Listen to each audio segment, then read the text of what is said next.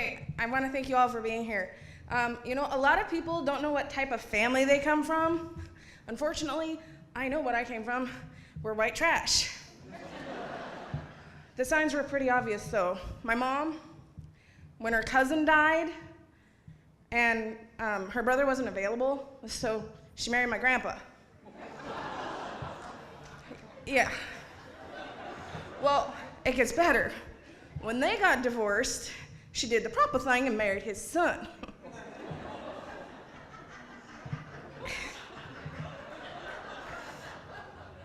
Now, I figure holidays were built by schizophrenics. Hear me out. Oh, shit.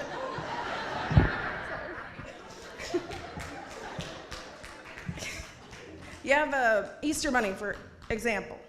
He's a 6-foot bunny that hops around, gives children candy, and his trademark are eggs. That's not a holiday, that's a hallucination.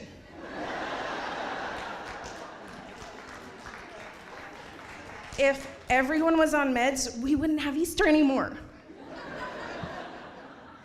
Then you have Santa. He's a fat guy in a suit that rules over a bunch of little people that cater to his every whim. Sounds like a fat version of Donald Trump to me. You can't tell me a sane person came up with that.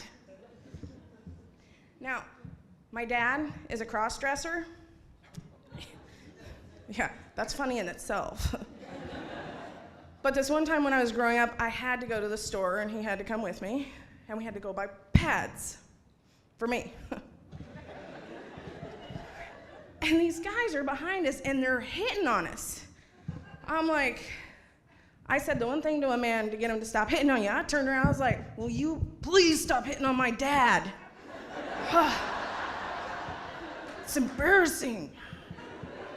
Dad didn't mind though, because they didn't see his hair sticking out of his mini skirt.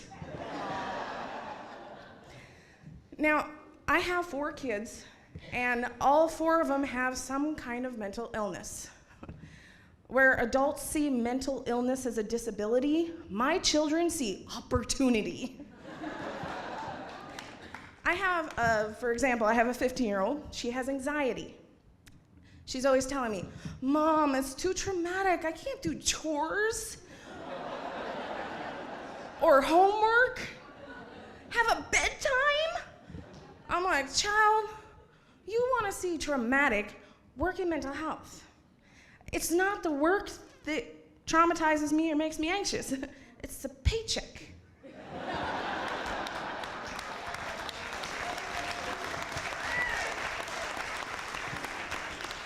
I also have a 9-year-old. He's high-functioning autistic, which means if he pays attention 20% of the time, he's ahead of his class.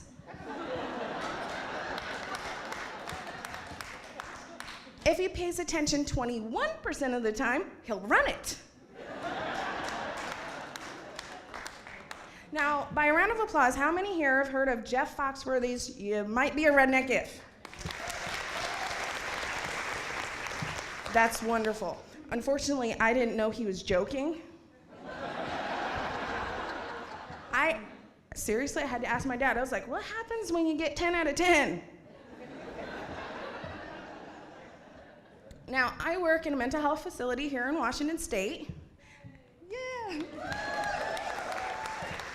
Well, and they're always telling us, you have a voice here at the company. I was like, finally I had to tell them, look, I'm trying to get a handle on the ones I already have.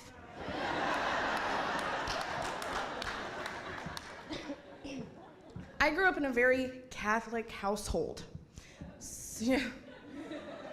So I went to catechism 3 times a week, and one of the lessons I remember the most was when they told us about marriages and children and how you can only ever have one husband and or wife and many, many babies.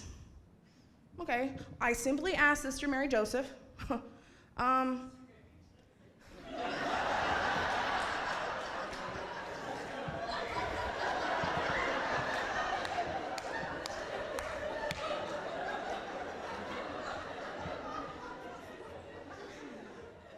I simply asked her, I was like, then why are the priests and the nuns married to God and they're not allowed to have children?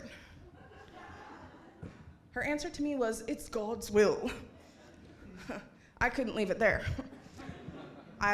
Needless to say, I said, so God's a do as I say, not as I do God?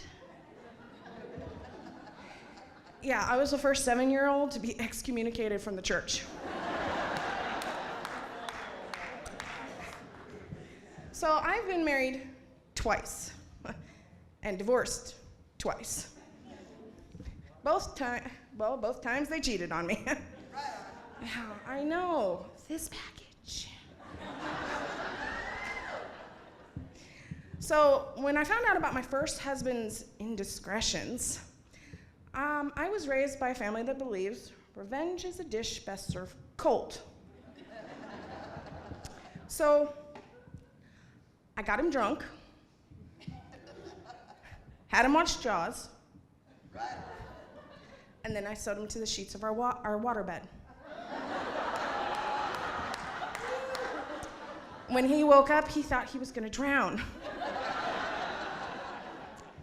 So, because I didn't get my security deposit back on my first apartment due to water damage, I had to rethink my tactics. So when my second husband had his little indiscretion, I waited for him to fall asleep, got 3 of my male friends to strip down, jump into bed with him naked, and then I took pictures.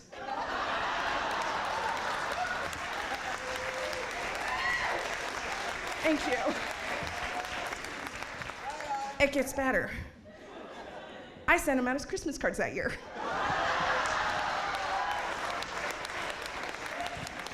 So I found out recently that I have screw-ophobia.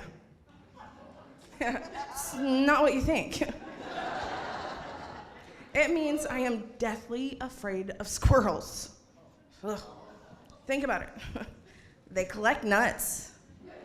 They store nuts. They eat nuts. They're nut serial killers. Now, by a round of applause, how many here have heard the little child jingle, Twinkle, Twinkle, Little Star? Yeah. I didn't learn that version. I learned the abridged version. It goes something like this. Starkle, starkle, little tink. Who the hell are you think? I'm not under the influence of alcohol like some thinkle peep I am. I was the first kindergartner to ever get a breathalyzer. You know, the craziest thing about working in the hospital's mental health is the constant voices, the complaining, the whining, the constant drama. I wish they'd hire better.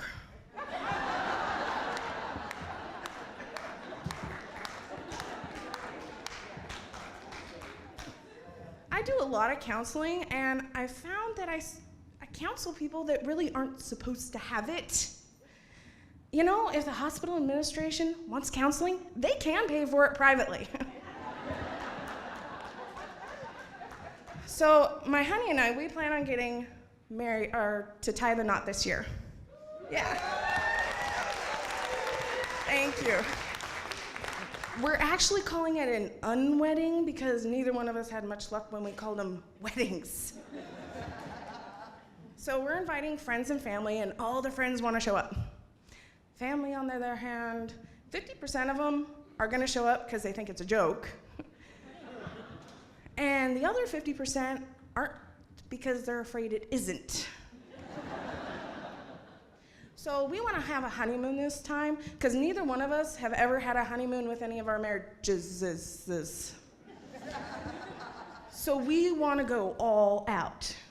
Unfortunately, our options are a little limited. He won't fly. Right on. Hell yeah. Gas prices make it near impossible to go anywhere. And I get seasick. Yeah, so we figure what we're gonna do is we're gonna ride our motorcycles down to the ocean, rent a cheap motel, and look at Hawaii through matching viewfinders.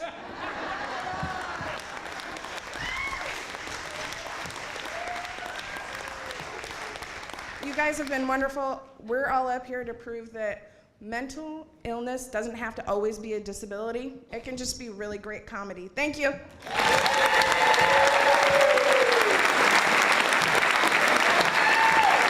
Yes, Kat Barnaby.